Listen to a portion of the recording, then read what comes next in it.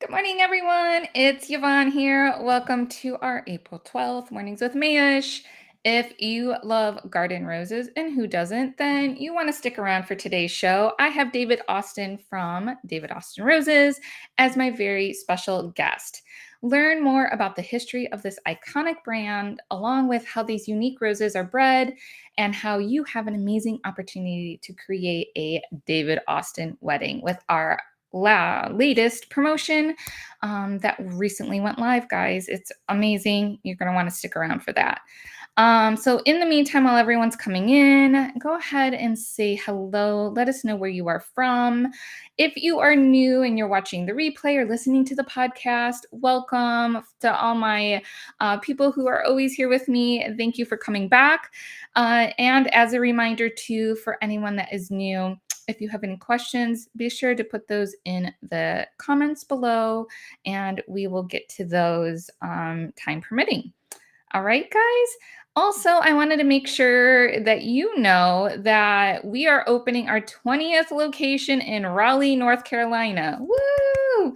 That's happening this summer, guys. I want to make sure everyone knows and help spread the word because we are looking for people to join our Mayesh team. So be sure to send them over to our careers page to learn more about our openings and to apply. Very, very exciting opportunity. We cannot wait. I posted more information up on our blog. There's the press release there too if you wanted to check that out as well. But I posted the main mayesh.com/careers link for you guys in the comments. Let me just check and make sure we're good to go on Instagram Live, which it looks like we're good there. So I am going to bring David on and we are going to get started. Good morning, David. How are you? Good morning, Yvonne. I'm really well, thank you. How are you? I am good. I'm happy to be here. It's a brand new day. We're actually doing mornings with Mayesh in the morning for me, which I love. It's super early on the East Coast. Morning for me at 10 o'clock. And it is, what time is it over by you, David? It's 3 o'clock in the afternoon. 3 o'clock in the afternoon. So I love that. I love that we have all these different time zones going on. So before we get started, thank you so much for coming on to the show today. But for those who may not know who you are, can you introduce yourself and share a little bit about your flower story? Sure, yeah. I'm currently chairman of David Austin Roses. And the company was started by my father many years ago. He was actually a farmer originally, and his father actually was farming on this very site. So we've been on this site for 100 years, a celebration that we missed. Never mind, marketing team, we can do it another day.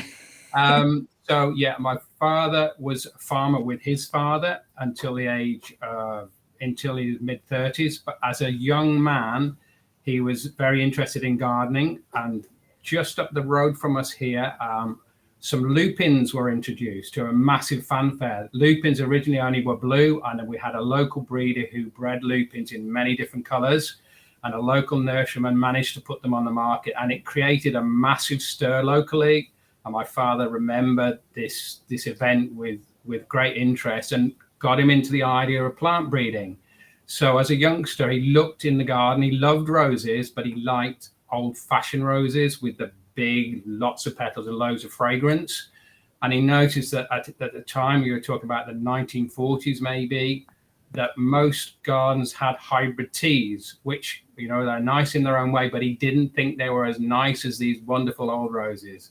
But he did work out that the reason why they were popular is because hybrid teas repeat flowered, whereas old roses only flowered once.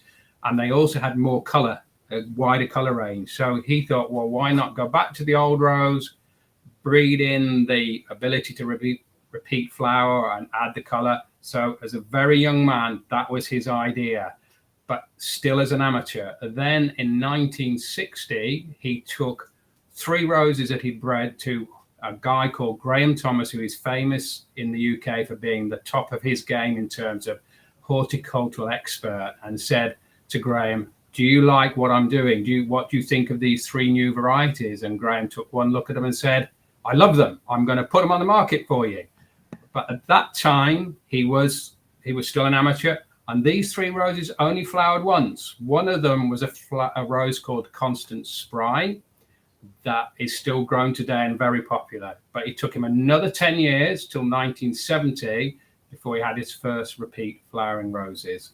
And at that point, he decided the only way to get them onto the market was set up his own nursery. So in 1970, he set up his own nursery, selling 6 of his varieties and hundreds of old roses.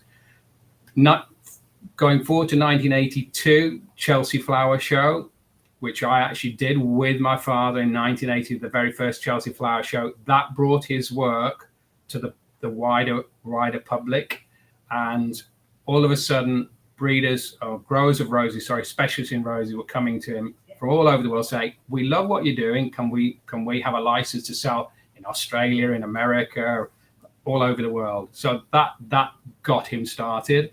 And then I joined the company full time in 1990, at which point my father went to just concentrate on the breeding and write his books and write the catalogue. I then decided I was given the job of taking these amazing roses across the world and building this incredible business with the team here. And in the mid 90s, we thought, well, shrub roses in the garden, they're great, but we need to do cut flowers as well, because that's another sector that all breeders did. Rose breeders do both normally, both shrubs and cut flowers. So we thought, same thing's happening here. The hybrid tea was dominant. Why don't we put on the market these amazing multi-petal, highly fragrant roses? And we started work on that, and it took another 10 years. So about 2004, when we had our first cut flowers, one of which was Juliet, which really hit the market with a bang. Everybody wanted Juliet. It was so unique, and still is, our biggest seller.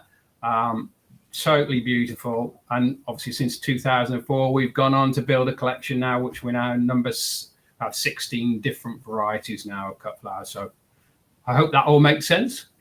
Yeah, it makes a lot of sense. So as you were growing up, David, with your father, did you also get into gardening, or did you have just completely different interests? Were you more interested in the business side? How was that for you growing up in the industry? So my husband, for example, he grew up in the industry too, riding his little big wheel through warehouses and greenhouses and all of that. And, so I'd love to hear what was little David Austin like. Well, I know where I was maybe 5 or 6 years old. I have an older sister and a younger brother. There's only 3 years between us, and we were each given a plot to grow stuff.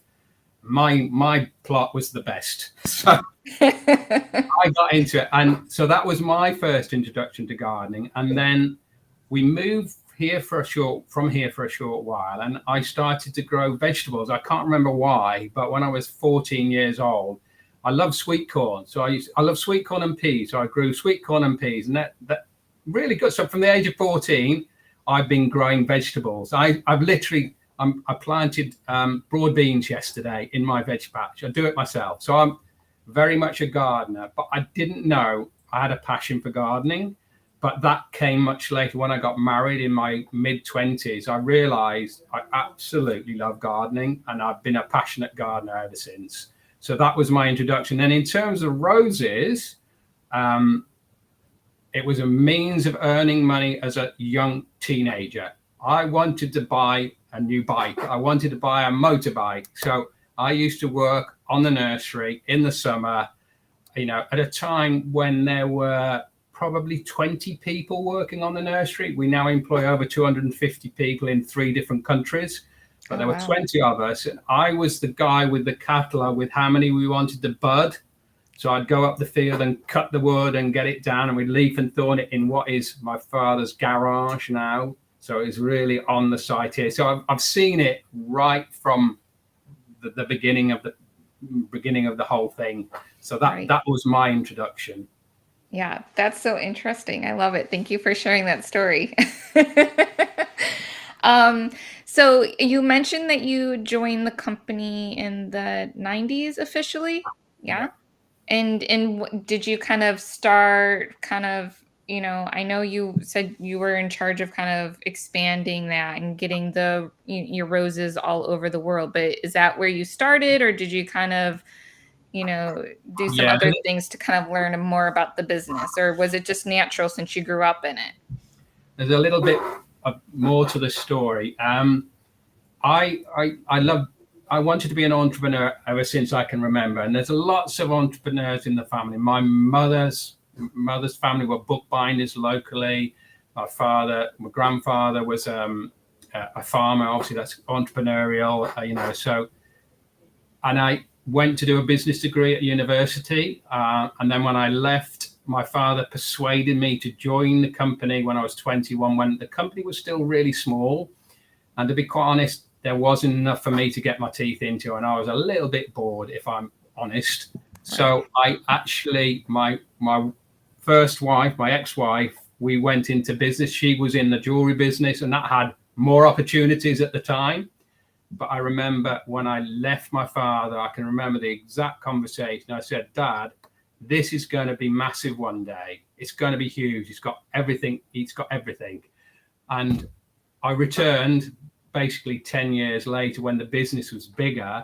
And my father by now was in his 60s, and he was really, it was, what was going was too big. It was too much for him. He needed help, and he loved his breeding and he loved his writing. So really from that point, he said, there you go, David, you've had your experience in another business. You've worked here before.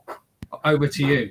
You get on with it. So I did, which is great. It was great. Absolutely fantastic. Yeah, I love it. I love it. You mentioned a little bit about the breeding part, right? And kind of like how things take 10 years. Can you describe a little bit more about the breeding process for those of us who may not know? And I'll raise my hand because, that's all new to me. My little phrase is, I can teach you in a minute, if you're at the nursery, how to breed a rose. It'll take you 20 years to get any good at it. So it's a very simple process of taking the pollen from one variety and putting it on the stamens of another variety. So the process of breeding is very simple. And then obviously there's technicalities about how you ripen the hips, and you have to put them in a cold store over winter, and then you bash them with a hammer, and you open up the seed pod, and there might be no seeds, there might be 100 seeds. But what you know is every single seed is different.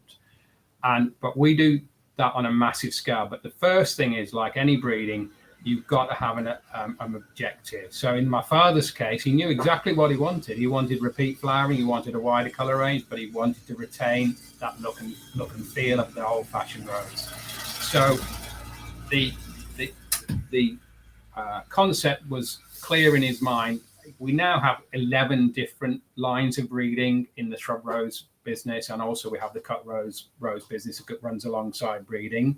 So you know where you're going, and then it's about scale. So every cross pollination is done by hand with a paintbrush, and we do roughly 60,000 of those crosses. And those 60,000 crosses will produce something like 100,000 seeds, and maybe not all of them will germinate, but you might get 60,000 seeds that you actually germinate, then need to be planted out in special beds in a greenhouse. So it's a massively intense, big scale operation. And that's then the real hard work comes from reducing 60,000 seedlings over a period of 10 years to maybe 1, 2, maybe 3 that are good enough to go on the market. And that encompasses both shrub roses and cut roses. So it's a massive scale and a process of elimination. And in the case of a shrub rose, it takes, if you put a shrub rose in the garden, it takes you 4 years to know what you've got. At least with a cut rose, within a year, you know whether that rose is good enough in terms of it can perform to that level. But then you need to have shipping trials over probably 2 years, ideally once a month. You need shipping trials to check that those roses really can be consistent throughout the year. The biggest problem with cut flowers is botrytis. So that's the thing that it's the Achilles heel of rose breeding, I would say. If you can eliminate botrytis, cut rose breeding will be a hell of a lot easier, but it's not easy. So right. It's about scale. Right, right. I love it. Thank you for sharing that. I had a question coming in from Martha. She says, "Hello, David. What is your favorite flower story or moment?" Our story. Yeah. Or maybe a funny one or anything like that. Funny, favorite, anything stand out? I think you've got me on that. Can you ask me another one, Yvonne? Yeah. I'll ask you another one. And if you think of something, just let me know. Yeah, well, So you mentioned that the most popular variety of cut rose from David Austin is Juliet, and there's 16 other different varieties. Do you have a list of any other ones that are like really popular? yeah, I'm going to answer your question first. I've thought of something. Okay, yeah. My father, when he started becoming established in the rose business, you become a member of the Rose Breeders Association, and we were the minnow. You know, and there are these big names, Harkness, Cants, all these names are way bigger than us. One of McGreedy's another one, and one of the breeders came up to my dad and said, "David, love what you're doing. It'll be a fad. I think you need to grow some hybrid teas, otherwise you'll be out of business." So I think he proved them wrong. So yeah, Just a little bit. yeah. So, and he did show a great deal of persistence as well. So the second question, in terms of the varieties that you want to know about the varieties that we currently have on the market, is that the question, Yvonne? Yeah, and not all of them, because we can send them to, look at that. But what are like the most popular ones other than Juliet? Yeah. Kira is really popular, which is a white blushed with pink. You've got Patience is very, very popular still, and probably the number 4 is Tess, which is a deep red. So they're the 4 most popular. But if I was to pick varieties out myself now today, we've got a variety behind me here, which you may not be able to see on your screen, but that's called Leonora, which we think is absolutely exceptional. It's an exceptional variety. It's a nice large flower. In fact, I can probably pull one out just in case you can't see it. So that is that rose there. Okay, Beautiful. Leonora. It's super to transport. It's beautiful. It opens really well. It's very disease resistant. It's fragrant. It's got everything. So that for me is the next big variety for David Austin, I think. Love it, love it. Let's see. Someone's asking about rose bushes, which that's not really our thing, but I'll ask the question. So Patricia Brown says, "What a great surprise! I'm waiting for my shipment of 3 rose bushes I ordered in February. I can't wait." She stopped growing roses a while back due to beetles. Is there anything that she can do to keep pests at bay? Totally off topic, but do you know any good, real, like 10-second tip for her? Yeah, I mean, it's specialist to the US market, but there will be products out there that you can buy from your local garden centre. And if you go to our website for the shrub roses, you will find all the advice you need on how to care for your shrub roses. So, yeah, Very good. I can't name you the exact products. That works. So Sherry in Wonderland on Instagram asks, "Why don't roses you buy smell anymore?" Well, I don't think that's the case with your roses, right? Correct. Yeah. Well, I mean, this is going back to the initial concept that in both cases, in case of the shrub rose market, breeders have left fragrance out. And I can remember being told by one of the breeders, "You can't smell a catalogue." So they thought that it wasn't important. I mean, it was ridiculous. It's an essential element of roses. And the same in cut roses. There's not a lot of fragrance in cut roses. Now, one of the problems with fragrance is connected a little bit with ethanol production. So that shortens the vase life a little bit. But we've proven that you can get relatively long vase life and have fragrant roses, but it's more of a challenge. So I think the reason you don't get fragrance in a lot of breeding is because it is more difficult to achieve, but you just have to work that little bit harder. And once you've got it in your gene pool, as we've got in our varieties, we obviously dip into the sub rose gene pool all the time and bring that into the breeding. So it's a matter of just putting the effort in and really going for fragrance. It's essential. I mean, we have a couple of varieties that are in trial. Which one's called Osgoose, but that's an appellation, and it lasts up to 20 days, and it's got the David Austin flower shake. It's a lilac pink. It's absolutely stunning, but it's got no fragrance. So we're going, what do we do? What do we do with this variety? And we haven't decided yet, but maybe we have to introduce a section for long-lasting, non-fragrant, and keep the fragrant ones as the premium that the ultimate rose is. Right. That'd be interesting. People that are watching, share your thoughts. What do you think? I love the fragrance. I think that's what makes David Austin so special.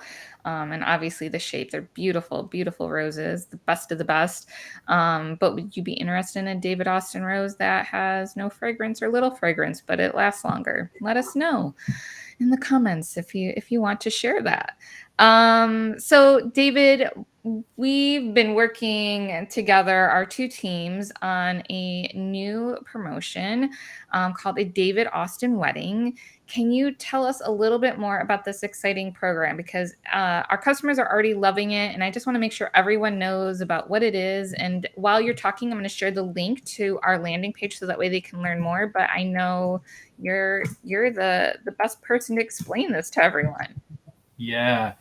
Well, I mean, America has been a fabulous market for us for David Austin roses, and I think the florists have done a magnificent job. But we spent a bit of time looking at how they're being sold and where they're being sold, and we've discovered that the average order size for David Austin roses is relatively small.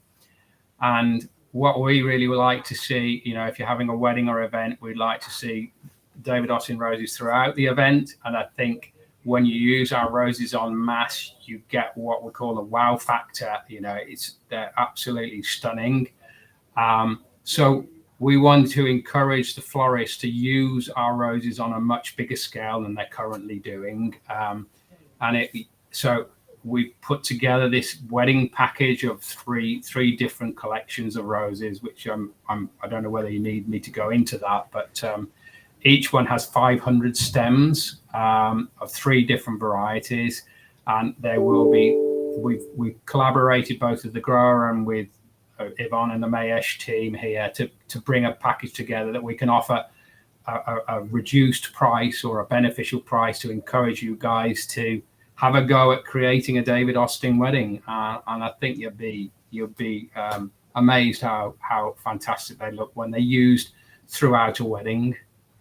Yes, absolutely. And so, guys, on that landing page too, that I just put a link for, you can see the 3 packages that David mentioned. It's Pretty in Pink, Peaches and Cream, and Shades of White. So all very popular palettes that I think everyone's going to be really, really proud of and happy to work with and show their clients. And then there's like a guide to rose quantities on that page too. So you can kind of see how many roses are used in each of the designs. And then there's an order form. It's like super, super easy. I hope that you check it out. And then make sure that you stay tuned because we just worked with Gilberto, one of our design stars from last year. You guys remember his work. It's beautiful and gorgeous and romantic.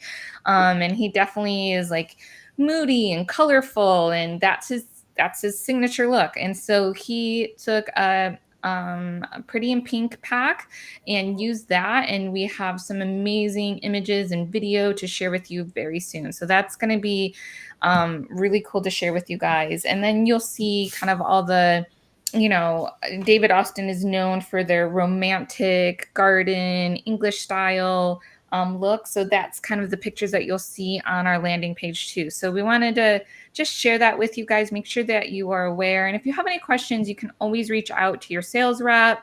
You can order through them too. You don't have to use the order form. But I hope that you check it out. So because it is amazing. Very good. All right. So, David, I am going to share your guys' Instagram. So that way, if you guys, that everyone's watching or listening or, listening to the replay later, you can check them out and connect with them. And then if you want to check out the rest of the roses, you can visit davidaustin.com as well, guys. Let me see. Come to Canada. I have a question asking if we're going to ship to Canada. So there was definitely some issue shipping to Canada during the pandemic. I'll have to check with Miami. They're our branch that ships typically more international to Canada and some of the islands that are down here. So I'll have to get back to you. But if you are connected with Mayesh already, you can ask the rep. You can always register too, and we'll get you connected with someone as well. I see Anna saying Gilberto did an awesome job. Good work, guys. Thanks, Anna, for listening. And do you have any last thoughts that you want to leave us with, David, before we wrap up today? I think we're just really proud of the work we've done. I'm proud to be continuing the work of my father here at the nursery. He passed away just over 2 years ago, and I think he would be he was amazed with how much success he achieved with his roses. But to see that going on would be great for him, and also to say that my son also is now in the company. He is now going to be running the shrub division, and I'm going to concentrate on the cut flowers. So I'm really excited about the potential, the further potential, and we're looking to breed a lot more. So we have increased the breeding here at the nursery so that we can maybe introduce a few more roses for you guys to enjoy. And we're really excited about the future. Yeah, that's amazing. And hey, if you ever want to come back on and show us what you're breeding and you want to get feedback from people live, I think people would be down for that. I know I would be. I like to get a sneak peek at what's going on and what might be happening, years from now. Yeah. Well, let's talk about it, Yvonne. I'm sure something can be arranged. I know, I'm always looking for those sneak peeks. Yeah. Awesome. Well, thank you so much, David, for joining me. It was lovely having you on. I know you're a busy guy, so I really appreciate it. You just got home from traveling, and I'm sure you have a bazillion things to do to catch up. So again, thank you for your time today. Absolute pleasure, Yvonne. Thank you. Yes, this was awesome. And guys, that's a wrap on today's Mornings with Mayesh. Be sure to join us next week on Wednesday, April 20th at 1 p.m. Eastern. I have Charla of Charla Flock Designs as my special guest. And so stay tuned for more details, and I will see you soon. Bye, everyone.